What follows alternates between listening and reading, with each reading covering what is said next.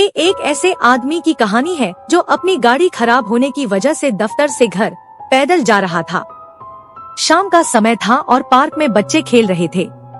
रास्ते पर चलते हुए उसने देखा कि कुछ बच्चे भीड़ लगाकर एक जगह खड़े हैं। तब उसे उन बच्चों की बातें सुनाई दी। लगता है किसी ने सुबह इस पर गाड़ी चढ़ाई थी।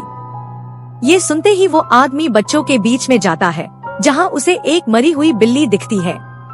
वो उस मरी हुई बिल्ली को बच्चों की भीड़ में से निकालकर उसे पास के एक पेड़ के नीचे दफना देता है।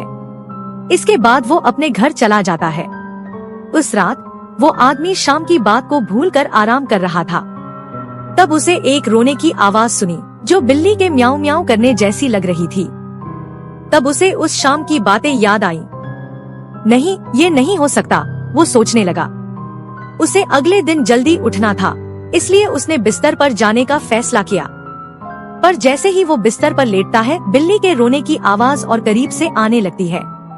शायद कोई आवारा बिल्ली है, वो अपने आप से कहता है।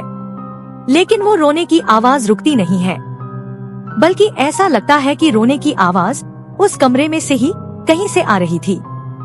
वो आदमी उठने की कोशिश करता है, लेकिन उसका शरीर जैसे पत्थर की तरह जम चुका था। वो आदमी जरा भी हिल नहीं पा रहा था। तब बिल्ली के रोने की चीखें और भी करीब से आती लग रही थी।